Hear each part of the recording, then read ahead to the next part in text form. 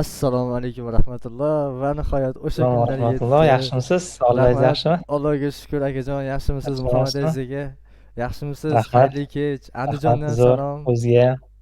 Farg'onadan sizga ham salom. Yo, yaqin ekanmiz aka. Borsam bo'lar ekanmiz oldingizga. Bemalol. Kelsangiz Alloh taolo bo'ladi. Alloh taolo xayrli qilsin. Men ko'rib xursand bo'ldim lekin o'zi erlar ham sizni tanib olibdi aka. Ishoning.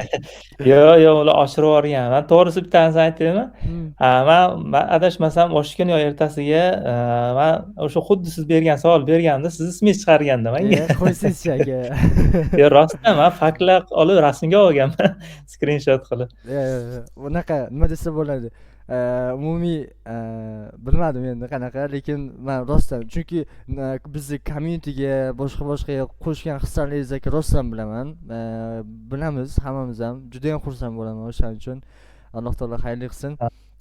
Aka o'zi suhbat qizg'inligidan men tanishtirishni ham yodimdan chiqaribman. O'zi siz bilan g'oyibona tanishganimdan ham xursandman. Hozir ko'rishayotganimdan ham xursandman. Alloh taolo xayrli qilsin aka. Umumiy bizni tomoshabinlarimizga o'zingizni tanishtirsangiz akajon. Mhm. Ismim Muhammad Aziz Mamad Sodiqov. Shu mobil dasturlashda 4,5 yildan oshdi shekilli faoliyat olib boraman. 4,5 yil. Bu menga yangilik edi lekin rostdan. Deyarli shunaqa bo'ldi. Endi man universitet paytida уже boshlaganman-da, TATUda o'qiganman. Aynan Farg'ona filialida o'qiganman. O'sha yerda 4-kursligimda mobil dasturlashga qiziqib, aynan Native'ga qiziqqanman birinchi. Android o'sha Javadan boshlab o'rganish jarayonida bo'lgan u Java, undan keyin Kotlinni o'rganganman, lekin серьезный bitta kompaniyada Native'da ishlamaganman. Va mani ish faoliyatim to'g'ridan-to'g'ri Flutter bilan boshlangan. Flutterni o'rganish shunga ham bitta qiziq narsa sabab bo'lgan. Agar xatsiz buni ham aytib beraman. Zo'r bo'lardi agar qo'shib ketganingizda aka. Man o'sha 2022-yilmi adashmasam, o'sha yili bitirar yilimiz edi. Hali bitirmasimizdan oldin edi, lekin bizga nabor bo'lganda kompaniyalar kelishgan, universitetga banklar kelgan, har xil kompaniyalar kelgan va Uzinfocom ham aynan biz universitetimizga Farg'ona filialini ochmoqchi bo'lgan. Universitetimizni bitta blogiga. O'sha yerga naborni endi hamma joydan qilgan, lekin o'sha RTM bor bizda Marg'ilonda. O'sha yerda hammasini yig'ib, hamma dasturchilar yig'ib, DevOps u yerda mobil dasturchilar yana bir qancha .NETgacha bo'lgan dasturchilar yig'ib, u yerda birinchi suhbat qilishgan. O'sha birinchi suhbatlarga borganman, yig'ilish shaklida bo'lgan. Bizga mana shu mobil dasturchilar kerak deyishgan va ular yozib qo'yishgandiki, o'sha job descriptionlarga mobil dasturchilar, o'sha Android, iOS yozgandi. Keyin men ham Native'da o'qib, o'sha ikkinchi suhbatgacha borganman. Bular ham tez jarayon bo'lmagan, ya'ni o'rtada 3-4 kun, bir hafta o'tib shu ikkinchi suhbatga borganimizda biz endi turibmiz dasturchi sifatida intervyuga kirishga tayyorlanib kirgan vaqtimiz kelgan, ya'ni bir ikkita odamlar bor edi yana dasturchilar aynan mobilda. Kirganimizda sizlar Flutter emasmisizlar degan. Siz Flutterda bo'lgan. Native dasturchilar hozir qaramayapmiz degan. Dedim, mana u yozilgan-ku descriptionda, unaqa deb alohida bir aytilmagan desa, yo'q biz shunaqamiz, Flutterda hozir qarayapmiz deyishgan. Undan keyin qandaydir o'sha yerda asabim ham buzilgan, lekin ham shunaqa ekanda deganman. Keyin ketganmiz. O'shanda men endi qandaydir qasd qilganman-da. Endi yaxshi ma'noda shu 2 oyda shu Flutterda o'rganib, yana qaytadan shu Uzinfocomga kelaman deganman. 2 oyda. Undan keyin 2 oyda o'rganganman Flutterda. Yaxshi o'rganganman. Menimcha boshlang'ich dastur yozadigan darajada zo'r emas, junior emas, balkim haligi starter darajasida o'zim uchun. 2 oy o'rganganman o'zim, lekin keyin yo'q, bu bilim bilan endi sizlarga kelmayman deganman. U yoqqa bormaganman, topshirmaganman ham. Keyin o'sha tanishlarimizni qanaqadir universitetdagilarni o'sha nima deydi, networkda orqasidan o'sha hokimiyatni, o'sha Farg'ona viloyati hokimiyatini elektron hokimiyat rivojlantirish markaziga tavsiya qilinganman Ajoyib, va ajoyib. ularga suhbatga borganimdan keyin ular olishgan. Qandaydir oddiy suhbat bo'lgan u yerda. Ya'ni mana shu proyektimiz bor degan, jamoa yangi yig'yapmiz degan. Keyin qanaqa sizni tajribangiz, bilimingiz degan proyektni prezentatsiya qilgan birinchi. Mana shunaqa proyektimiz bor, siz eplay olasizmi o'zi вообще-то degan. Qanaqa to'siqlar bo'lmaydimi deganda, yo'q, man zo'r tajribam bor degan. O'zi Flutter bo'yicha 2 oylik manda o'zi bilim tajribasi bor, xolos ishlash tajribasi hali yo'q. Shu bilan man eplay olaman deganman. Bu muammo bo'lmaydi deganman. Chunki man o'zimga ishonardim.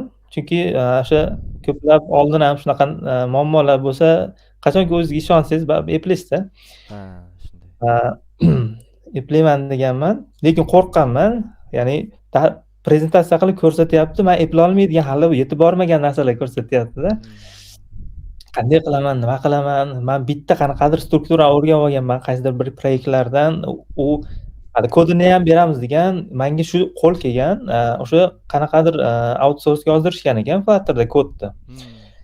Va shu jamoa yig'ilgandan keyin, qandaydir bir haftachalab o'tgandan keyin menga kod kelgan. Kod men o'ylaganimdek kelgan, lekin men o'qigan, men bilgan narsalar bo'yicha yozilgan ekan va eng qizig'i clean arxitekturada yozilgan edi kod. Menga o'sha foundation bo'lgan. Men qo'limga birinchi ko'rgan narsam clean narsa bo'lganda. Shu narsa kelgani uchun menga ancha tajriba bo'lgan o'sha proyekt. Zo'r. O'zi mana shu, ya'ni qanaqadir nazariy ko'rib, mana bu claim bo'ladi deb kimdir o'qitgandan ko'ra, chunki bitta ko'rgan mana boshqacha ekanda. Chunki yaqinda post ham qo'yganim, ko'rayotgan bo'lsa, Yusuf aka, Nasrullayev tansangiz ham kerak. Yaxshi insonlar, shu bilan bir proyektda ishlash baxtiga muyassar bo'lib qoldik. Akani o'zimga ustoz deb ham bildim-da. Ya'ni ko'p narsa, ya'ni har tomonlama nima desa bo'ladi, PM, ya'ni haqiqiy PMni ko'ra oldim u kishida. Juda ham boya aytgandek, proyektni o'zida ishlab turib ko'p narsani o'rgangan. Men misol uchun ham Flutterchilarning ko'pi, mana o'zimiz Zaynidin aka, Mamar Rasul ustozim o'zi ham oldin nativda, har ham nativda yozardilar, keyin Flutterga o'tganlar. Ko'pchilik shunaqada. Bu yoqqa o'tib kelgan. Ularning ko'pchiligini qiziqishi, ya'ni o'tishining sababi qiziqishdan bo'lsa, sizga majburiyatdan bo'lgan ekanda. Umumiy zo'r, lekin ajoyib. O'zi bu ishlash, ya'ni ish tarixi, kirib kelish tarixi juda ham ajoyib bo'ldi o'zi.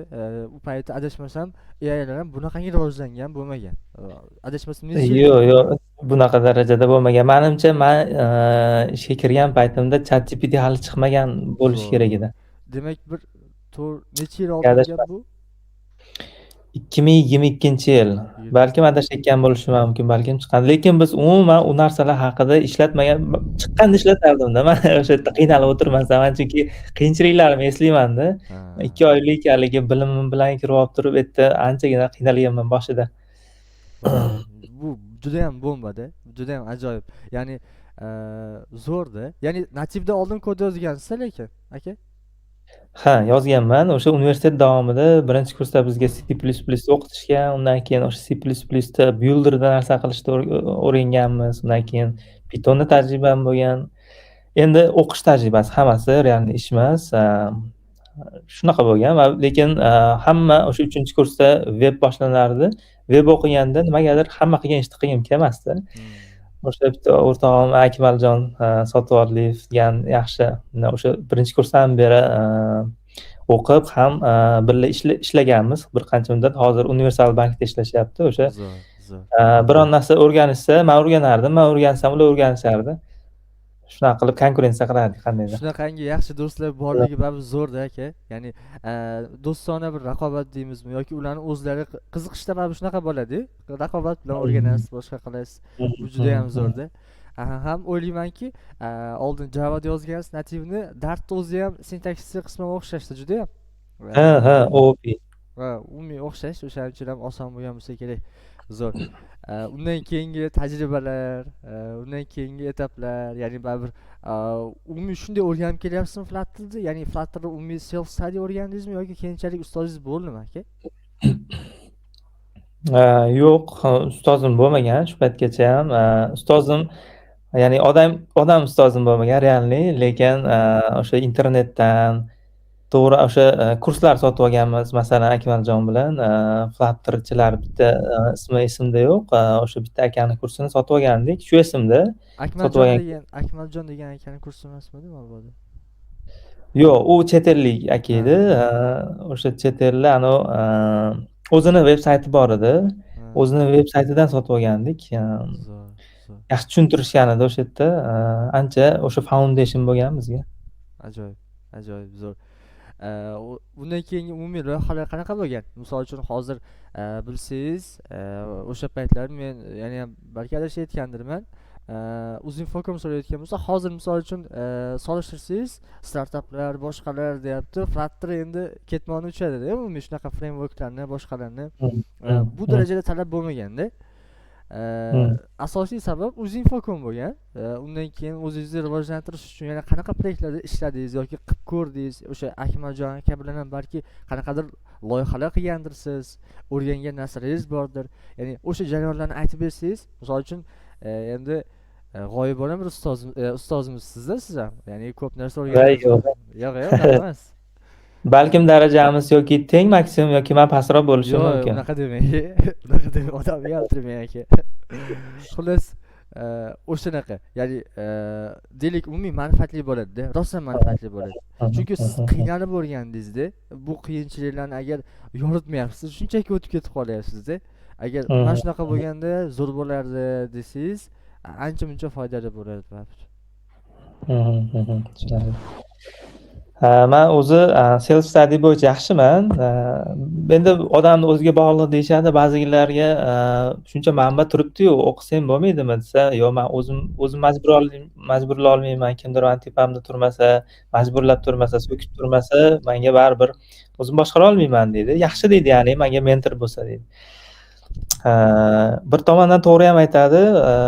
Ya'ni qaysi tomondan tezroq ketadi.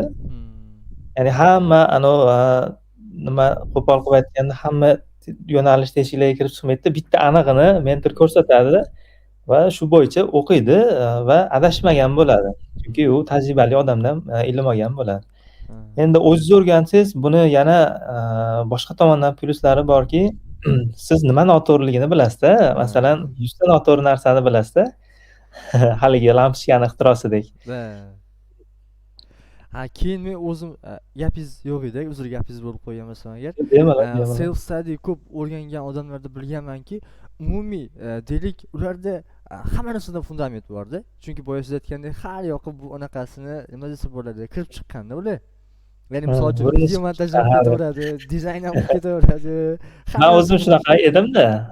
Shunaqa bo'lib ketadi. O'zim faoliyatimni men kompyuter tarixiga o'zi men ancha oldin kirib chiqqanman, ya'ni kirganman. Universitetdan ham oldin bizga o'sha yoshlik davrimizda bitta kompyuter olib berishgan. U kompyuter Pentium 2 mikin yoki 3 mikin bilmayman, u payt yosh bola edik. O'sha oq orqasi o'sha chiqqan katta kompyuter edi. U to'g'ri zo'r ishlamasdi, lekin biz uni hamma yo'lga kirib, haligi System 32, Twain 32 degan narsalar yodlab oldim. Bu yerlardan o'yin qidiribdi. Bormikin shu yerda qiziq, ikonkasiga qarab qidirardim-da o'yinni. Shunaqa qilib buzib, shunaqa qilib boshlangan. Undan keyin yana nimaga qiziqqanman? Haligi fotostudiyalarga borsiz oldin 3-4 rasmga o'sha tushmoqchi bo'lib, o'sha bitta dastur bo'lardi, zo'r montaj qilishardi. Ko'zimga mo'jizadek ko'ringanda o'sha. Haligi oddiy kasmlar qo'yib berishardi-yu. Uni o'sha Photoshop degan dastur edi. Patta rasmi bor edi eski nimalarda, versiyalarida, birinchi versiyalarida. Ya'ni biz yoshligimizdagi versiyalarida qiziqib yoz paytida o'sha bitta fotografga shogird berishgan uydagilar. Va o'sha yerda o'sha dasturda qisman qandaydir o'rganganman. Mishkani ishlatish qanday qilib chizadi, qanday qilib qirqadi, slowlar. Umuman ITga qiziqishim umuman olganda grafik dizayndan, o'sha Photoshoplardan, bunday qilib aytganda, kelib chiqqan.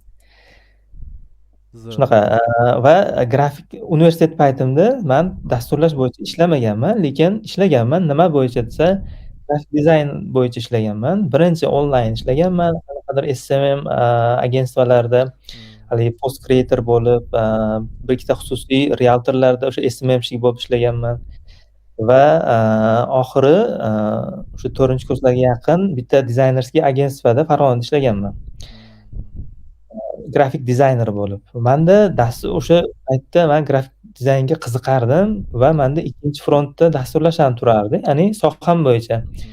Man shunda tanlovda ikkilanib qolganman. Nima bo'yicha ketay deb. Man chunki o'zimni grafik dizaynda ham yaxshi ko'rardim, dasturlashda ham. Endi ko'pchilikdan tavsiya olib ham masalan odamlarga yozib ko'rganman, kontaktlarni topib, nima qilay, dizaynerlarga ham, dasturchilarga ham yozganman. Man ko'proq to'g'risi pul tomonlama ham o'ylaganman. Qaysi biri yaxshiroq pul topsam bo'ladi deb. Endi ular aytishganki, menga to'g'ri yo'nalish berishgan. Pulni o'ylama degan. Qaysi biriga qiziqsang shunda qil, pul o'zi keladi deyishgan. Va shunda bekorga o'ylab ko'rganman-da, bekorga universitetga kirmaganman. Agar dasturlashga qiziqmaganimda grafik dizayner yoki shu sohadagi universitetga kirardim yoki shu sohada ishlab ketaverardim. Universitetga kirdimmi, 4 yil davom ettirdimmi shu narsani, mani ichimdagi qiziqish shu dedim. Aslida ham shunaqa bo'lgan va dasturlashni tanlab davom etib ketganman. Ya'ni bungacha manda o'sha grafik dizayner, 3D nimaga modelingga qiziqqanman. Universitet davridan даже oldin 3D o'yin ham qilganman hattoki. O'zingiz просто qidirib. Ha, qidirib. Zo'r. O'sha RAD deydi, Rapid Application Development deydi. Bu ozgina skript yozasiz. Men u paytda kodlashni bilmaganman, lekin skriptlar tushunsa bo'lardi. Siz 3D modellar qo'yib, ozgina skript yozib, o'yin qilsangiz bo'lardi. O'shaqa bitta dastur bor edi kompyuterga. O'shanda poyga o'yin qilgandim. Birinchi o'sha meni ofitsialniy dasturim desam bo'ladi. Undan keyin shu universitetga kirganimdan keyin grafik dizayn bo'yicha ham o'zimni ko'rsatishga harakat qilganman. O'sha o'yinimni ham taqdimot qilganman va universitetda logotipini o'sha chizish kerak bo'lgan. Man logotipiga qo'shib universitetni yangi binosini 3D modelini yaratib turib ham video qilib chiqarganman-da. Aka, hozir o'sha bino qurilgan demang lekin. Yo'q, qurilgan.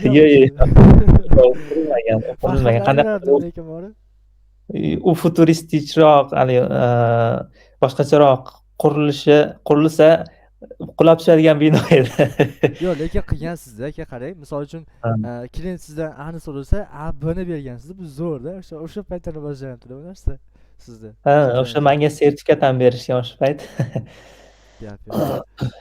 Demak, yoqda sessiyada boshqa narsalar muammolar bo'lmagan universitet paytida sizda. Ha. Men o'sha C++ ga ham qiziqardim. Men noodatiyroq narsalar qilishga harakat qilardim. Shuning uchun bunaqa odamlar menimcha ustozlarni ham nazariga tushadi. Shuning uchun muammo bo'lmagan. Ajoyib. O'zi demak, Muhammad Aziz akaga zakaz berayotgan klientlar, hurmatli klientlar, UI olib o'tirmaylar. Birdaniga o'sha zakaz aytinglar bo'ldi. UI o'zi qilib, to'liq applikasionni qilib beradilar o'zlari. O'zi ko'p ishlagan kompaniyalarimda ham aytaman, dizaynda bir ikkita muammolar bo'lib qolsa, dizaynerga to'g'ridan-to'g'ri aytaman. Men o'zim qilib ketaveraman bu joyini deyman. Oxiri ham o'zi aytadigan qolgan, o'zlari qilishaveradi. Sizga ishonaman deydi dizayner. Zo'r. Shu joyda umumiy ma'lumot uchun adashmasam, Premium Soft kompaniyasida ishlab kelyapsiz hozir, to'g'rimi? Zo'r. Endi aka, zo'r bo'ldi. Bu yoq zo'r olib keldingiz. Mana shu yerda men umumiy gap orasida aytib o'tib ketdingiz. Bilishim bo'yicha uydagilaringiz, yaqinlaringiz o'rtasida ham umumiy mana shu sohaga kirib kelishingizga ancha yaxshi turtki bo'lganda, ya'ni o'sha paytda ham aytdingiz, meni Photoshopga, ya'ni dizayn sohasiga bergan, ya'ni o'qishimga dedingiz-da. Umumiy o'ylaymanki, bu uydan ham qanaqangi o'sha oiladan ham, deylik yaqinlardan ham ancha-muncha turtki bo'lgan bo'lsa kerak. Shunga ham sal umumiy yoritib ketsangiz. Ha, endi uyimizdagilar har doim bizni qo'llab kelishgan. O'sha boshidan ham bizni rivojlanishimiz uchun o'sha kompyuter olib berishgan. Ya'ni meni qiziqish o'zimni ichimda bo'lgan va shu qiziqishga ular qandaydir boost berishgan. Qiziqishing shu ekan, shu sohada mana bu yerga bor, yo'nalish ko'rsatishgan va imkoniyatlar berishgan. ular qilgan eng yaxshi albatta ish shu. Hmm. Uyda demak o'sha paytlari dasturchi yoki aytishnik bo'lmagan, a? Yo'q, umuman bo'lmagan. Ajoyib, judayam zo'r. Demak, umumiy rasmiy o'zingiz deylik CV qilib yuborib ko'rgan vakansiyalar haligacha yodingizami? Deylik birinchi marta yuborib ko'rgan anaqa vakansiyalar esingizda bo'lsa kerak baribir. Hozir qiziqish Birinchi uchun marta rad etish. ustoz shogird kanaliga kirib ko'rsangiz, o'sha yerda man $400 ishlayman yoki $200 ishlayman degan e'lonlar mani ismim bilan ko'rib qolsangiz hayron qolmang. Ko'p dasturchilarniki bor. Ya'ni Zahiddin aka ustozimiz ham ko'rsatganida, bu adashmasam necha yillik ma'lumot o'tiribdi-da. Ko'p katta ustozlarniki ko'rib hayron qolasiz-da. Mana shu mazza qilib olasiz. Hozir ham o'zingiz ko'rib mazza qilishingiz kerak lekin. Unda man nativ bo'yicha qo'yganman eng qizig'i. Bilsangiz nativda agar siz iloji boricha ko'proq narsani ko'rsatishga harakat qilardi nativchilar. Haligi oddiy JSONni bilsa ham JSON deb texnologiya yozib chiqib to'ldirishga harakat qilardi. Yo'q, shunga, ya'ni o'zi asosida rezyumega ham kelyapmiz. O'zi misol uchun katta ustozlarni ko'rsangiz, просто Flutterchimi? Bo'ldi. Flutterchi Androidchi bo'ldi. So'z bu tez o'rganuvchan. Bo'ldi. Boshqa hech narsa yo'q-da. Hayron qolasiz-da. Qolganlarniki ular rezyumesi o'sha ishlagan kompaniyasini o'zida bo'ladi-da. Shunday. Yaxshi joylarda ishlashgan bo'ladi. Ajoyib. Shuning uchun umumiy o'sha birinchi CV to'ldirish jarayonlari haqida, umumiy CV jarayoni, misol uchun bilamizki, o'sha Telegramda bo'lsin, boshqada bo'lsin, yozishni o'zi ham alohida anaqa mahorat talab qiladi deb o'ylayman-da. Ya'ni yozishni o'zidan ham filtrdan o'tish jarayonida bilsa bo'ladi-da bu narsani ham. Shu yo'llarni hammasini yoritib bersangiz, keyin suhbatimizni oxirida, xudo xolasa, AIga o'tib ketamiz. Aka, bu yoqda. Bo'ldi, tushunarli. CVda aynan yozish jarayoni dedingiz, bu yerda haligi copywriting skilllar ham bo'lishi kerak. Ya'ni qayerda nima so'zni ishlatib, qanaqa shrift, haligi Telegram bo'lsa, qanaqa bold, italic ishlatish, qanday bulletproof qilish, ya'ni bulletproof deganda haligi nuqtachalar qilib ajratib, joy tashlab yozish, bular juda ham ahamiyatli deb o'ylayman. Lekin menda bu narsalar qandaydir tabiiy jarayon bo'lgan, chunki men o'sha perfeksionist bo'lganim uchun hamma yoqda qandaydir cho'tki ko'rinib turishini, bexato bo'lishini xohlardim. Birinchi o'zimda qulaylik his qilish uchun. Undan keyin o'sha boshqalar bo'lsa, bunaqa perfeksionist bo'lish shart emas, lekin e'tiborga olish kerakki, bexato yozishlari kerak CV'larni. Bu birinchisi. Va o'zlari haqida a'lo ma'lumot berish kerak va nima bera oladi va qaysi kompaniyalarda ishlagan, u kompaniyalarda aniq nimalar qilgan, ya'ni sizni ish beruvchi ko'rib turib, siz haqida birinchi общий ma'lumot olish kerak, ya'ni umumiy ma'lumotni olib turib va buni qanaqa qo'shimcha skillari bor, qo'shimcha xususiyatlari bor, shuni ham umuman to'liq manzara shakllanishi kerak. Endi buni hamma bilsa kerak. Men ham haligi kosmosda olib gapirmayapman hozir. Hamma biladigan narsa. Yo'q, umumiy siz shunaqa deb o'ylaysiz-da. Misol uchun bu oddiy narsa-ku, buni hamma biladi-ku deysiz, lekin ko'pda rostdan, misol uchun foydali bo'ladi inshaalloh. Alloh taolo xayrli qilsin. Yaxshi niyat bilan boshladik. Eng kamida misol uchun o'zimizga eslatma bo'ladi-da. Eng kamida. Hech xijolat bo'lmang. Misol uchun mayda narsalarni aytaversangiz ham juda ham xursand bo'lamiz. Balki men bilmaydigan narsalar bordir. Juda ham zo'r. O'sha demak CVni yubordingiz. Birinchi o'sha yuborgan kompaniyasi haqida rasmiy mana shu qiziqdingizda shunga topshirgingiz kelyapti. Topshirgan kompaniyangiz qaysi kompaniya edi? CV bo'yicha topshirgan kompaniyam birinchisi Uzinfocom bo'lgan. Agar buni CVsini to'g'risi men grafik dizayner bo'lganim uchun men chiroyliroq CV e'tibor tortadi deb o'ylardim. Va shunday qilganman. Sayt bo'lgan, o'sha menimcha hozir ham bor. Sayt nomini balkim hozir aniq eslolmasman, lekin yaxshi sayt, chiroyli dizaynda CVlar qilib beradi. Ya'ni o'zingiz edit qilasiz, uncha qiyinchilik tug'dirmaydi va chiroyli narsa chiqadi. Qayerga nima qo'yishni ham o'zi ko'rsatib qo'yadi. Siz informatsiyani to'ldirib qo'ysangiz bo'ldi. Va o'sha saytda CVlaringizni yangilab borsangiz ham bo'ladi. Ya'ni har doim ochib turib, siz Wordda bo'lsa, Worddan PDFga o'girib, edit qilib o'tirmaysizda. Boshlovchilarga shuni tavsiya qilgan bo'lardim. Balkim alohida men sizga sayt linkini yuborib qo'yarman. Balkim videoni qisqartirib qo'ysangiz, descriptionga qo'yarsiz. Keyin ikkinchisi bu UIC Groupga menimcha CV topshirganman. U yerga nimaga topshirganman? O'zim umuman olganda Premium Softda ishlayotgan davrim. Premium Soft aniqlashtirib o'taman. Bu o'sha elektron hokimiyatni rivojlantirish markazini o'zini brendi. Ya'ni qayerdadir Premium Soft, qayerdadir elektron hokimiyatni rivojlantirish markazi deb yozgan bo'lsa imshonalarimni, ikkovsi ham bitta joy bo'ladi o'zi aslida. Endi boshida Premium Soft brendimiz bo'lmagan, shu uchun faqatgina shu markaz nomi qo'yilgan. Undan keyin brend chiqqandan keyin brend nomidan men o'sha CVlarimni to'ldirib, to'g'irlab qo'yganman, LinkedIn hammasini. O'zi LinkedInda ham ko'p ko'rganman Premium Soft o'zini, adashmasam postlar ham chiqib turadi. Demak, u davlat tashkiloti shunda, to'g'rimi? Ya'ni xususiy emas, davlat tashkilotining brendi. Zo'r, ajoyib. Juda ham zo'r. Bunaqa bo'lsa ham mas'uliyatli, ham umumiy, adashmasam ishxonani 100 bo'lsangiz kerak, Flutterchi. Jamoa bo'ladi va rivojlanish ajoyib zo'r bo'ladi. Zo'r. Endi umumiy men bilishim, o'zim bilganlarim bu kam ham bo'lishi mumkin. Flutter communityga, Flutter Dart communityga umumiy ancha o'zingizni hissangizni ham qo'shgansiz, aka. Buni zikr qilib o'tish kerak albatta. Men bilganlarim qisman bo'lishi mumkin. Umumiy o'zingiz to'liq, ya'ni ko'plab kutubxonalari bo'lsin, boshqa bo'lsin, ya'ni foydali kutubxonalar albatta.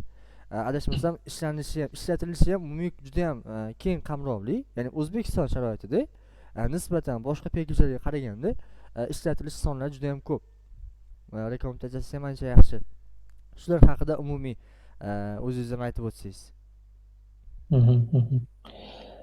Aynan qaysi pekej haqida hozir nazoratdasiz?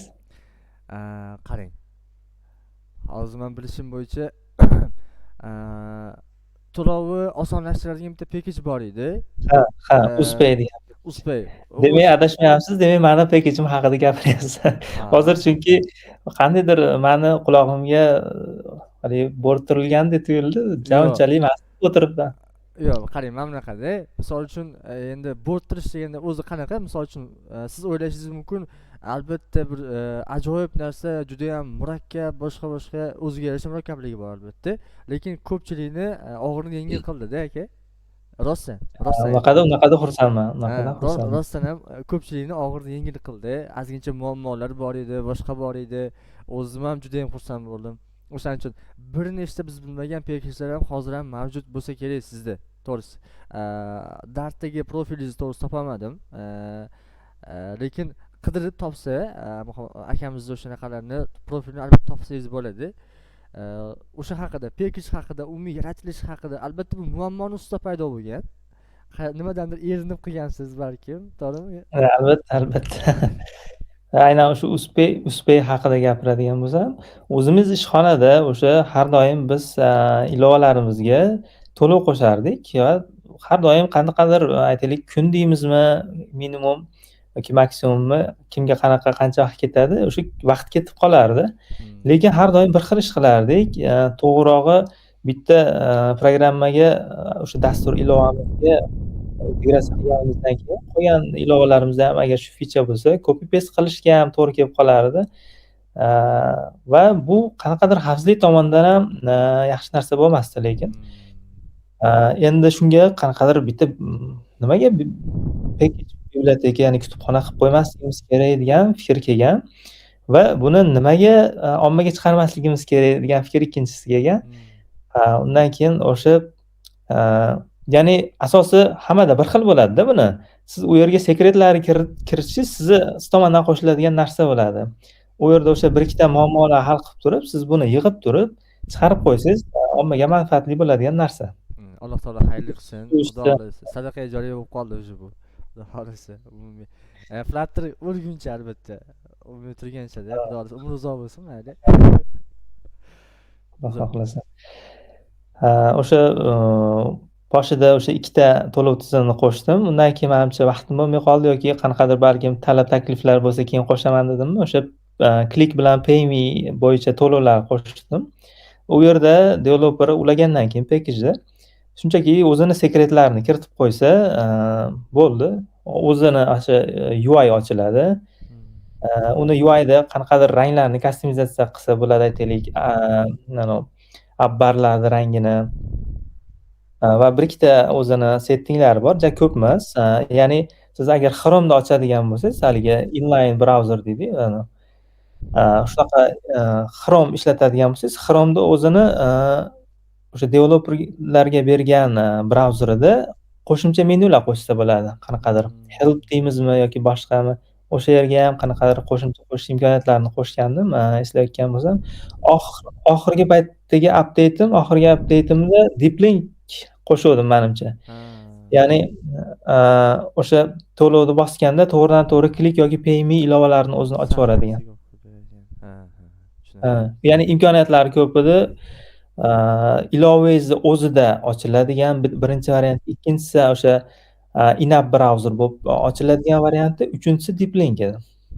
Ajoyib. Va QR ham qo'shuvdim. QR dan skan qilib o'sha to'lov qilish.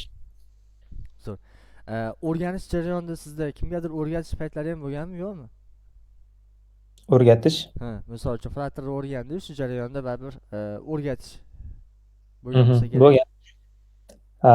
O'rgatish, o'zimni do'stlarim bor edi, bir ikkitasi dasturlashga qiziqqan, shu dasturlash bo'yicha ketmoqchiman, qanaqadir siz bilan yo'l ko'rsatsangiz yaxshi bo'lar deyishganda, ya'ni eng manfaatli bilim o'zim bilgan bilimni o'rgatish edi.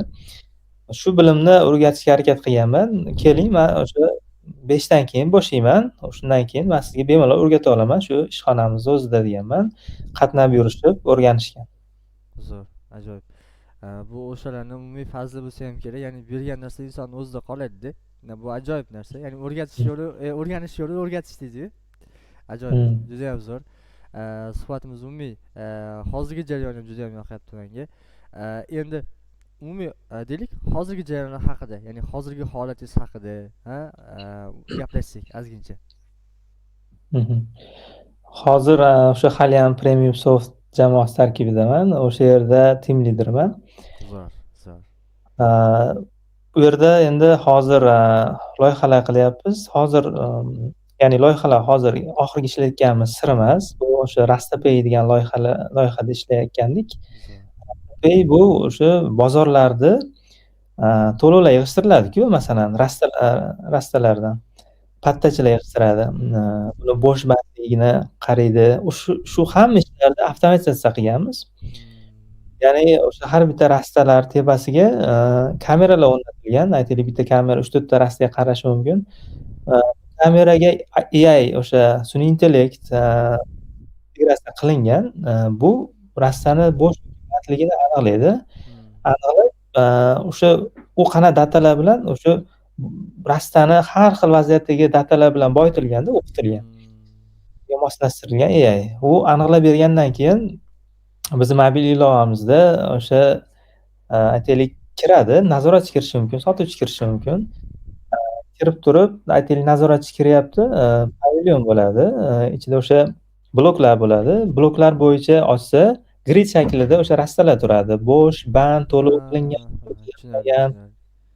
O'sha umumiy xaritasini ham ko'rish mumkin, kamera bo'yicha rasmini ham ko'rish mumkin, skeletonini ham ko'rish mumkin. Har xil yaxshi imkoniyatlari bor. Ya'ni shu dastur bo'yicha ishlayotgandik. Ajoyib. O'zi ko'p loyihalarga hozir AI juda ham integratsiya bo'lyapti, zo'r kelyapti. O'zi 2 yil bo'lib qo'ydim. O'zi hozirga chiqayotgan loyihalarni AI qo'shilgan loyihalar, AI uchun qilinayotgan loyihalarni ko'ryapman-da. Misol uchun, ne qaraysiz, bitta loyiha hozir AI bilan qo'shsa uchib ketadi degan narsa borda, umumiy qo'shib tashlaganda, ya'ni o'sha maqsadga yetish uchun AI o'zini qo'shib qo'ymaganda, AI ga asosiy raqib olganda. Men adashmasam shunaqa holatni ko'ryapman. Umumiy startaplarning o'zida ham, endi katta bunaqa proyektlarga qo'shish albatta juda ham zo'r. Mana shu boya aytgandek, umumiy oxirida xudo xolasa AI ga qarab kirib kelyapmiz. AI qaysi AIni ko'proq ishlatyapsiz hozir? Umumiy tavsiyangiz va o'zingizda bo'layotgan qanaqadir AIga foyda ziyonlari haqida. Foydasi albatta ko'p, ziyoni kam bo'lsa kerak. Mhm, mhm.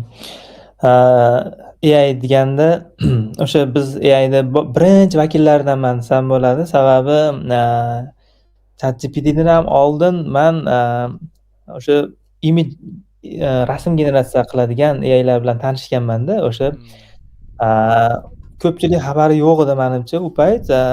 Ya'ni ba'zilari ko'p xabar bo'lishi mumkin, lekin ommalashmagan edi va fantastika tuyulardi ko'pchilikka aytsam. Ya'ni men tanishgandim bitta AI bilan, DALL-E degan AI bilan tanishgan. DALL-E ha, shunaqa edi. Uni tagini ham o'rganib chiqqanman. O'sha VQGAN bilan Clip degan qanaqadir tushuntirishda o'sha men rasmni ko'rganman. O'sha tagida shunaqa mexanizmlar ishlar ekan. Adashmasam VQGAN qanaqadir toshga qo'yadi, Clip uni tekshiradi. Agar men o'rnini almashtirib qo'ymagan bo'lsam shu yerda. Va endi rasm chizish jarayoni qanday tagini tushuntirib beryapman hozir. Toshga qo'ydim. Endi aytaylik, bitta akulani chizmoqchi deylik. Clip tekshirdi. Bu toshga akulaga o'xshamayapti deydi. U sun'iy intellekt. Ya'ni u pikselni analiz qila oladi. U yana bitta toshga qo'yadi.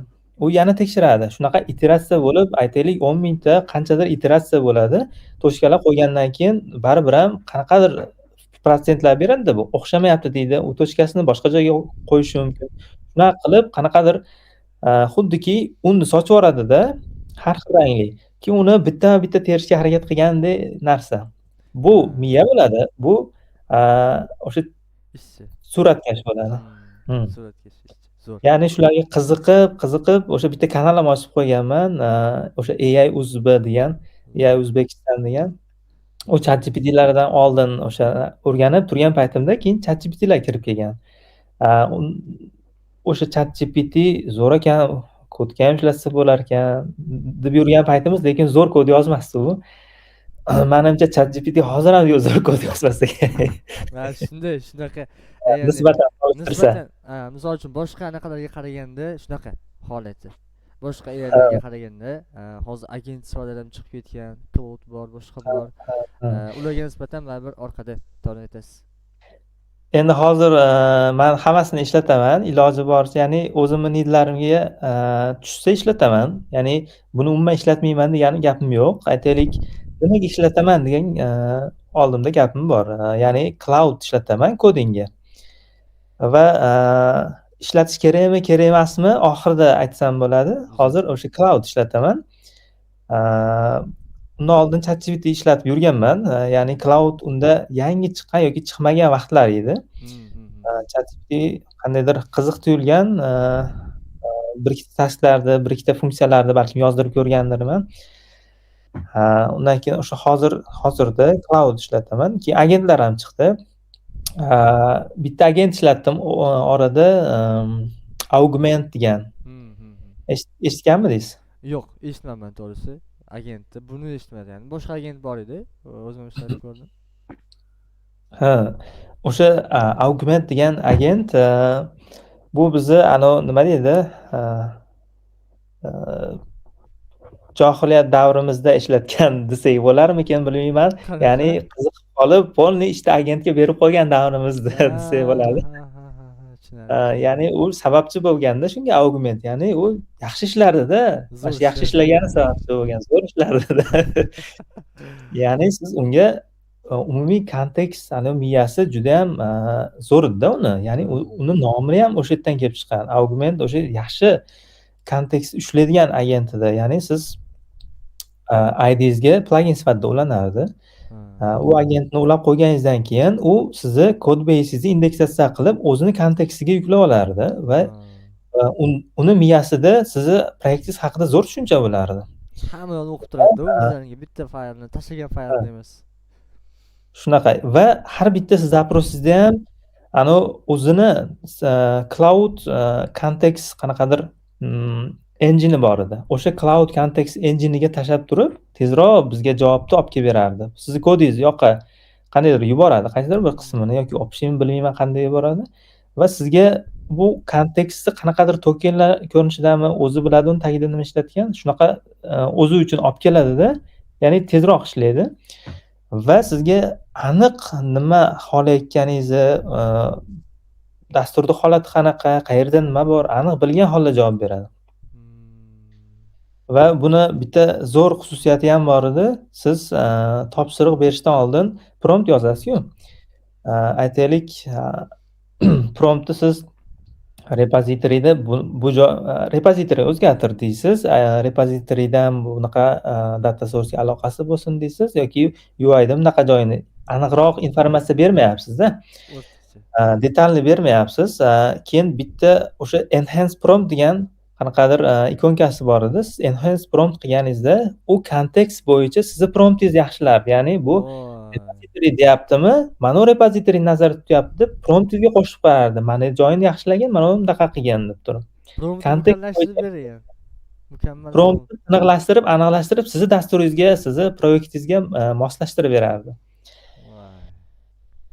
Va u promptni enhance qilganingizdan keyin уже bitta klik bilan menimcha 5 minutda bitta featureni qo'shib qo'yardi-da. Aytaylik, o'sha DDD bo'yicha yozayotgan bo'lsangiz, 3 layerga ham qo'shib qo'yardi. Bu вообще zo'r bo'lgan ekanda. Endi buni oxirgi aytdingiz-ku, kerakmi, kerak emasmi? Ha. Bu kerakmi, kerak emasmi degan joyiga agentlardan uzoqroq yuraveringlar. Birinchidan nimaga? Birinchidan qimmat bo'lib ketgan. Qimmat qimmat bo'lmaganda balkim hali ishlatadi. Albatta, hazil. Ya'ni oldin message based edi-da u. Ya'ni siz bitta prompt berdingizmi, o'sha bitta message sifatida pul olinardi. U qancha ishlab yozishning farqi yo'q edi. Siz uzun, katta bitta dokumentatsiya prompt bersangiz ham u bitta messajni pulini olardi. Keyin case study'lar qilib o'zlari bankrotlik yoqasiga kelish shekilli maqola chiqarishida biz уже pricing planlarimizni yangilayapmiz. Bizda shunaqa case'lar bo'ldi. Bittasi aytaylik $3000 bizdan podpiska sotib olib turib, tarifimizni sotib olib turib, $15000 bizda resursimiz sarfladi degan case'lar keltirishdi. Bu noto'g'ri bo'lar ekanda, keyin token based qilib qo'ydi. Ya'ni siz bitta prompt berasiz, prompt berganingizda u qancha ishlasa shunga token hisoblanib turib, shundan yechib olinadi. Issig'iga qarab olib ketaveradi. Issig'iga qarab, ha. Unda masalan polniy proyektni ishlanib qo'yish yoki aytaylik 50-60%, 70% dan ortiq AIda o'sha agentda ishlaydigan odamlar uchun bu qimmatroq bo'lib ketadi. Normal ishlatadiganlar uchun hech nima deyarli o'zgarmasdi. Ya'ni tushunib turganingizdek, biz 50% dan ko'proq ishlatardik va bizga qimmat bo'lib ketgan edi. Undan keyin boshqa tomondan bu pricing o'zgarmaganda ham baribir voz kechardik deb o'ylayman. Sababi u sizni haligi thinking ability'laringizni, o'zingizni problem solving skilllaringizni, ya'ni birorta muammoni yechish mahoratlaringizni tushirib yuboradi deb o'ylardim va to'g'ri ham o'ylaganman shekilli, chunki undan voz kechganimdan beri ancha yana o'zimga qaytib qo'yganman. Ya'ni oddiy qilib aytganda mazza qilmagansiz-da, ya'ni kod yozib, mazza qilmaysizda. To'g'ri, misol uchun AIlar rivojlan, aka. Gapingizni bo'lib qo'ymadim? Zo'r. Yo'q, berma. Ozgincha internet bilan muammo bo'lishi mumkin-da, sekundlar yetib borishi mumkin ovozim. Ya'ni doimiy o'zingizni ustingizda ishlab turgansiz, bunaqa bitta klik bilan application ketaversa, zerikib ketgansiz. Undan tashqari dasturchilar panikaga tushib qolgan, xususan o'zimizni komandadagi ham bo'ldimi, endi biz seniorga chiqmasdan уже ketdikmi, AI bizni ishimizni olib bo'ldimi, hech qachon senior bo'lmaymizmi degan panikalar bo'lib qolgan. Biz kerakmizmi o'zi вообще-то, AIlar hamma ishni eplayapti degan. Keyin bilsak, yo'q, biz adashibmiz. Bo'pti, AI eplasin, bo'pti, AI yozsin, lekin AI baribir qanaqadir katta bir teshiklar, katta bir botqoqliklar keltirib, haligi siz o'ylamagan narsalarni qo'yib ketar ekan baribir. AI ishlatsangiz, masalan, aytaylik, 1 soatlik yoki 2 soatlik ishingiz bor deylik. Siz uni yarim soatda AI yozdirdingiz. Haligi 2 soatlik ish-edi-yu. Endi 2 soatlik ishingizni 1,5 soatdan yutdingizmi? 1,5 soatingiz sizga technical debt bo'lib qoldi. Ya'ni texnik xarj deydi buni. buni endi siz haligi yarim soatda qil, lekin zo'r qilmadida uni. Zo'r qilgan chog'ida ham siz haligi xohlagan narsani bermasligi mumkin. Siz endi 1,5 soatda o'shani to'g'irlashga sarflashingiz kerak. Hech nima o'zgarmayapti bu yerda. Endi bu hisobga olish kerakki, agar siz 70% dan yoki shunga yaqin 50% dan aytaylik, oshiqcha siz AI agentlarni yoki AI'lar ishlatgan bo'lsangiz, endi AI ishlatmaslik kerakmi degan savolga ishlatish kerak. Ishlatmaslik ham noto'g'ri hozir. Maksimum 30 yoki oshib ketsa 40% ishlatish kerak. 50 ga ham yaqinlashmaslik kerak. Shunda siz o'sha bitta maqola ham o'qib qoldim yaqinda, manimcha kanalga ham tashladimmi? Salmoqli tezlashasiz. Aytaylik 5-6x tezlashmasangiz ham AI ishlatib 2-3x tezlashasiz va ko'proq tezlashmaganingiz sababi siz bu yoqda kod review ham qilyapsiz va o'zingiz qanaqadir kod ham yozyapsiz. Kerakli o'zi arxitekturani tuzyapsiz. Ya'ni baribir ham oxirida ham baribir foydali bo'lib qolyapti.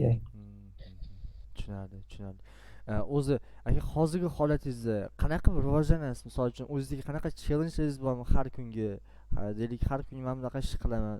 Ham adashmasam hozir PM dedingiz, ya'ni anaqasiz, leadsiz, team leadsiz.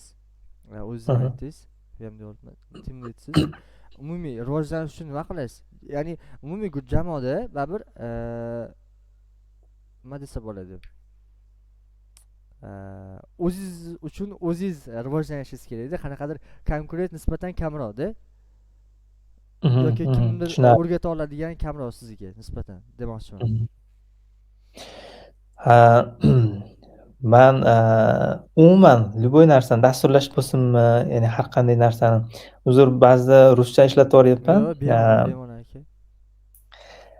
Yo'q, men o'zim yomon ko'raman o'zim bu narsani, lekin o'zim ba'zida shunga yo'l qo'yib qo'yaman. Meni o'zimda ham bor. Har qanday narsani o'rganishda menda bitta odat borki, ko'zimga bitta aytaylik ingliz tilida bo'lsa notanish lug'at deydi, dasturlashda bo'lsa notanish bitta termin deylik. Shu narsa men ko'zimga notanish aytaylik bir kundan ortiq miyamda turmasligi kerak. Ya'ni men uni borib turib o'rganishim kerak. U nima u? Aytaylik ikkinchi marta to'qnash kelib qolganimda bu nima edi degan savolga haligi javob topolmasdan qolmasligim kerakda. Ya'ni ikkinchi marta duch kelganimda shu narsani men bilishim kerak. Menda shu narsa bor. Endi har kuni nima qilasiz degan savolga, har kuni menda o'zi telefonim yaxshi sozlangan, ya'ni Medium maqolalar menga kelib turadi qiziqishlarim bo'yicha va Redditlardan ham yaxshi bir subredditlarga a'zo bo'lganman, u yerdan ham kelib turadi. Ya'ni Flutter ekosistemada nima bo'lyapti, Flutter umuman communityda nima bo'lyapti yoki packagelar qanaqa yangisi chiqdi yoki nima trend bo'lyapti. Qiziq narsa o'sha yerda har oyda yoki har 2 oyda Flutter o'ldi degan xabarlar ham kelib turadi. U bizga prikolli gap bo'lib qolgan. Rostda shunaqa bir boshlanish yomon bo'ldi, lekin aka yodingizda bo'lsa. Vashi communitylar qilib, nativchilar o'zi ham zo'r kutib yashagan ekan hammasi. Shunaqa bo'ldi. Men o'sha adashmasam o'sha Liquid Glass chiqqandan keyin bo'ldi, endi Flutter bu yoqqa olib ketolmaydi degan narsalar chiqdi. Keyin men yaxshi maqola o'qib qoldim. Birinchi o'rinda Liquid Glassda Flutterda muammosiz, menimcha undan bir hafta o'tibmi packajlar chiqarishdi, bemalol o'sha ko'rinishidan bir xil narsa chiqarishdi. Ikkinchi o'rinda maqola o'qidimki, nimaga biz o'sha platformalarda tanlagan dizaynga moslab har doim yurishimiz kerak. Ya'ni framework degani aytaylik ularda UI speki bilan yurmasa bu o'ldi degani emas deyapti. Bu Flutter frameworkni o'zini tanlovi deyapti. Ya'ni framework shunaqa, framework erkinlik beryapti deyapti. Agar nativeda o'sha Liquid Glassni qilmoqchi bo'lsang, Flutter iOS native'da o'rgan, o'shanda qilaverasan deyapti-da. Oxirgi trendlar bo'yicha yurasan deyapti. Lekin Flutter nimaga berdik? Erkinlik bo'lishi uchun hamma xohlagan UI'ni qilsin, sistemadan chiqsin deyapti. Ya'ni va qo'shimcha qilyaptiki, shunaqa deganimiz bilan deyapti, lekin Flutterda Liquid Glass qilish muammo emas deb haligi packajlar keltirib o'tyapti. Zo'r javob bergan ekanda. Ajoyib. O'zi ko'pchilikka ham ancha manfaatli bo'lyapti. Hozir aytayotgan ma'lumotlaringiz ko'pchiligi juda ham zo'r bo'lyapti. O'zi hozir deylik, boya aytdingiz, zo'r gap aytdingiz, atrofingizdagi yaqin do'stlaringiz yoki o'sha shogirdlar deymizmi, bo'ldi biz chiqmaymizmi seniorga? Nima bo'ldi? O'shalarni taqdiri nima bo'ldi? Hozir shunaqa deyotgan bolalar borda, misol uchun men, o'zi senior bo'lmaymanmi уже? Qolamanmi shunday? Yo'q, yo'q. Senior bo'lasiz. Sababi hozir AI rivojlangani sari tabiiylikni ko'proq istashyapti kompaniyalar. Ya'ni aynan hozir oldingidan ham menimcha ko'ra yaxshiroq o'qishingiz kerak. Ya'ni AIga ishonmasdan o'zingiz skillingizni hard skillmi, soft skillmi farqi yo'q. Ikkovsi ham bir darajada kerak. Rivojlantirib borishingiz kerak. Hozir AI shuncha rivojlangani bilan aytaylik banklar yoki boshqa bir kompaniyalar deylik yoki Flutter dasturchisi kerak bo'lgan har qanday kompaniya ya'ni man sezmadim bir haligi bozorda talab kamayib qolganini. Yana xuddi o'shanday nimalar ketyapti, vakansiyalar ochilyapti, o'zini mavsumi bor vakansiyalar ochilishida, o'sha mavsumda yaxshigina vakansiyalar ochilyapti va talablar yaxshilanyapti. Ya'ni talablar o'shanda bir xil, siz o'qib bilim olsangiz bo'ldi. Faqatgina naborot qo'shimcha talablar ham qo'shilyaptiki, ba'zi kompaniyalarda aytaylik, AIni bilsa yaxshi degan talablar bo'lishi mumkin. Ya'ni bu sizni hech qachon chetga chiqarib qo'ymaydi AI. Har doim odam olishadi. Sababi nimaga desangiz, ming AI zo'r ish qilsin, lekin AIga ayb qo'yisha olmaydi hech qaysi biri. Odam turishi kerak u yerda. U yerda mas'uliyatni oladigan odam turishi kerak. Tushunarli. Gap asosini gapirganda. Hozirda o'zida siz o'zingiz hozirgi proyektlarda deylik, AIdan qanchalik necha foiz foydalanasiz? Qaysi darajada foydalanasiz? Deylik, shunaqangi o'zingiz biladigan ishlar, doimiy takrorlanadigan ishlar, shularni qidirasizmi AIga yoki force major holatlar bo'lib qoladi, shunda foydalanasizmi yoki doimiy bir prosent ushlaysizmi? Qanaqa tarzda foydalanasiz va umumiy tavsiyangiz qanaqa? Qanaqa foydalanaylik biz? Chunki AI baribir kerakda, baribir o'rganish kerak, o'zingiz ham aytyapsiz, baribir kerak bo'ladi. Lekin shu tariqa boya aytgandek, o'zingizni mana bunaqa problemaga, muammoga yechimingiz ham yo'q bo'lib ketmasligi kerak. Ya'ni IQ deymizmi, ya'ni shunaqalar. Tushunarli. Endi shunaqa ko'p takrorlanadigan ishlarga ham ishlataman. Ba'ziga men takliflar berish uchun qanaqadir funksiya yozmoqchiman. Buni qanday qilsam yaxshiroq? Men birinchi o'zim qilib ko'raman o'sha narsani, чтобы zo'r. AI bilan solishtirish uchun-da. AI menga haligi miyamga ideya berib qo'ymasin. Ya'ni bu AIdan kelib chiqib kemani yaratgan narsam bo'lmasin-da, solishtirgan narsam bo'lsin deyman. Shunaqa mindsetda menimcha hamma ishlasa yaxshi bo'ladi. Endi nima qilish kerak? Ishni boshlashdan oldin birinchi AIga yozish kerakmi? Dizaynni skrinshotlar yuklab shuni qil deyish kerakmi? Bunaqa qilmaslik kerak, oldindan aytib qo'yay. Siz bitta toza arxitekturani tuzishingiz kerak va o'sha arxitektura bo'yicha ipidan ignasigacha, o'zingiz verguligacha, nuqta verguligacha o'zingiz yozib chiqishingiz kerak. Hech nima ishlatmasligingiz kerak bunda. Eng zo'r choice'larni qilishingiz kerak, lekin hech nima ishlatmasligingiz, Google ishlatmasligingiz kerak degani emas. Googledan qidirasiz, boshqa joydan. Muhimi o'zingiz nima qilayotganingizni biling. O'sha yerda yaxshi yechimlarni jamlab, bitta zo'r aytaylik, men asosan future first arxitektura o'sha nimada file structure'da ishlaganim uchun men shu bo'yicha hozir tushuntirib beramanki, bitta featureni qilyapsiz-da. O'sha hamma DDD layerda bo'lsa, domain layerda, data layerda, presentation layerda hamma yo'g'ini qo'lda yozish zo'r ishlaydigan narsa bo'lib turibdi. Bitta featurengiz bor. Endi shuni qilganingizdan keyin o'zingiz mustaqil. Birinchidan o'zingiz nima qilganingizni bildingiz va tushundingiz va best practice'larni qildingiz. Endi ikkinchi featurega AI'ni qanchalik foiz ishlatishingiz o'zingizga bog'liq, o'zingiz tanlavingiz. Lekin bunda ham baribir ham 50% dan oshib ketmasligi kerak. Ya'ni hushyorroq bo'lish kerak, loyihaga qarash kerak. Loyiha nozikroqmi, loyiha fintech loyihami? U yerda aytaylik, haligi LinkedInda oxirgi payt bitta rasmga ko'zim tushib qoldi. Vibe code qildim deydi. man zo'r bo'ldi deydi. Yaxshi tanishlar orttirdim. FBIdan keldi deydi. Haligi militsiyalar keldi deb. Zo'r networking yaxshi narsa ekan deydi. Ya'ni fintech loyihada shunaqa qilganda u.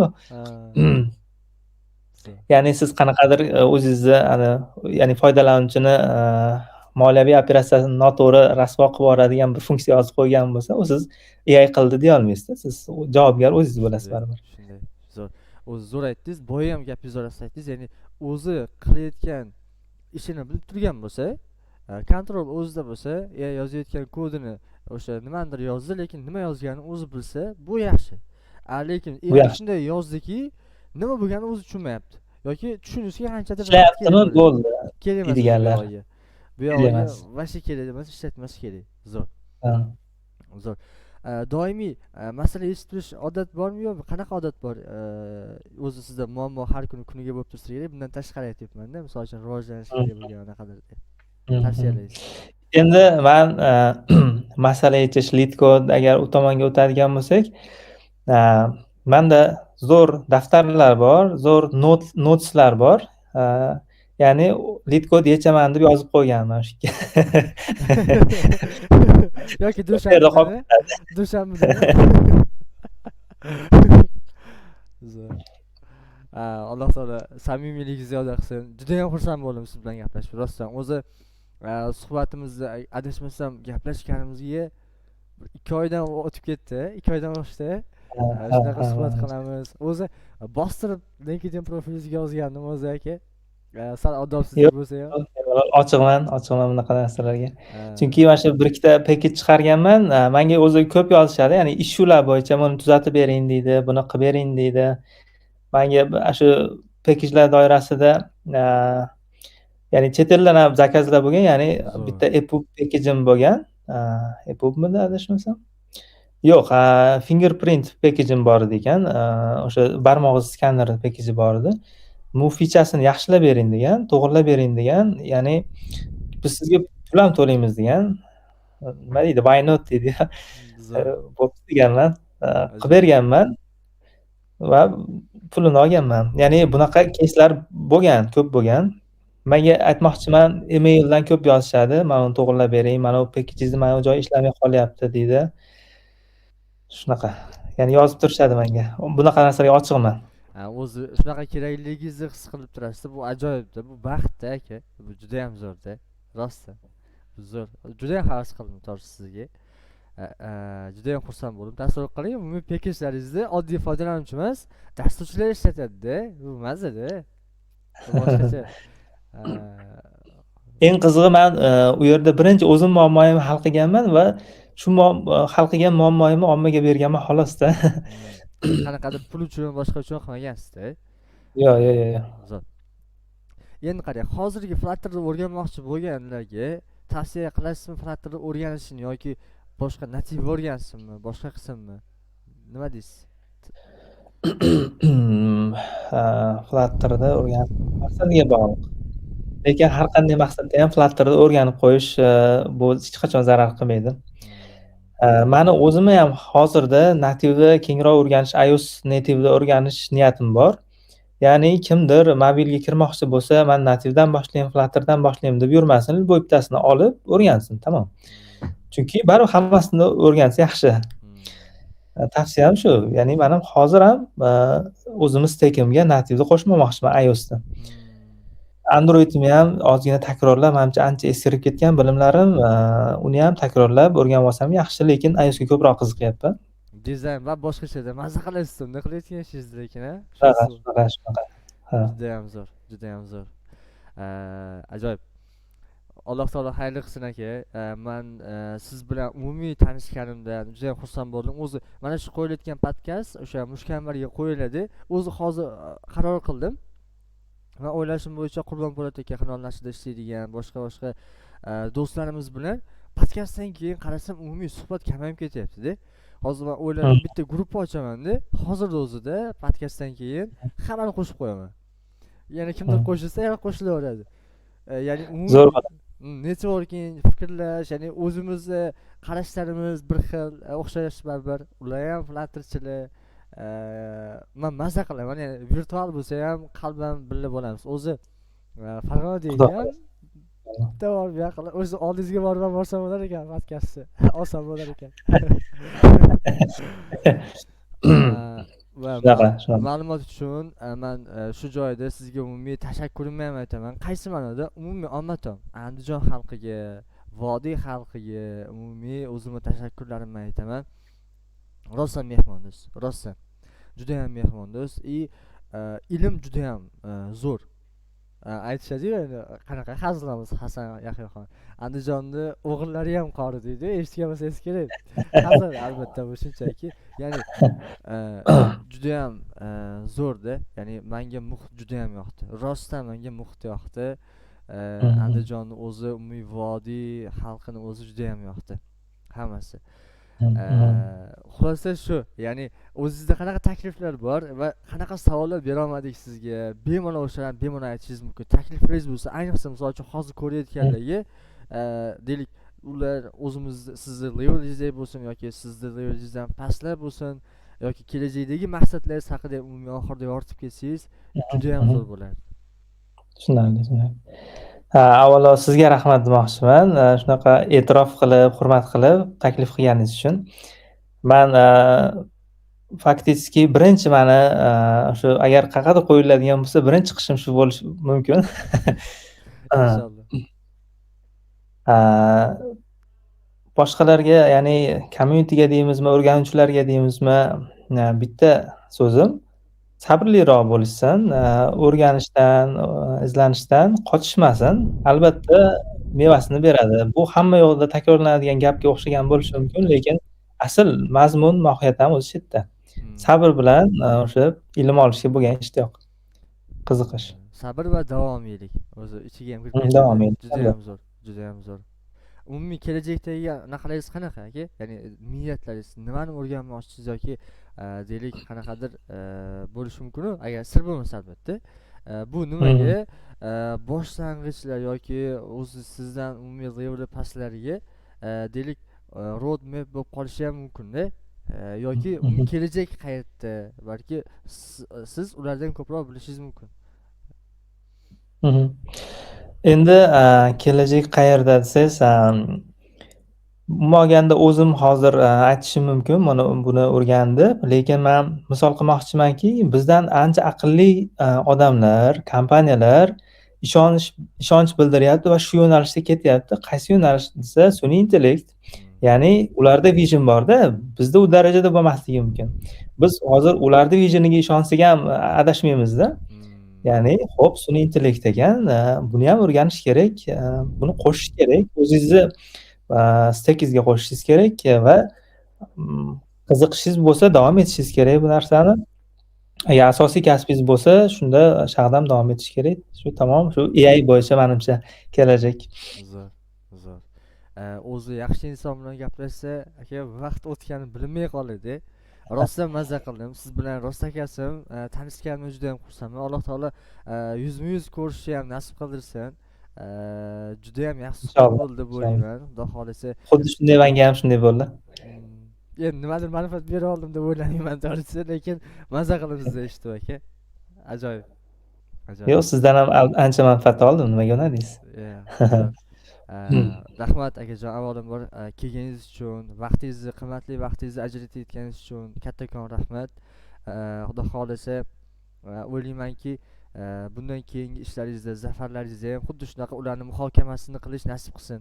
Va oxirida iltimos qilardim, o'zingiz o'qigan kitoblaringiz yoki o'qimoqchi bo'lgan kitoblaringiz bo'lsa, umumiy tavsiya qilishingizni, o'zi mutolaada ajratgan vaqtingiz haqida ham umumiy shu bilan xayrlashib xudo xolisa.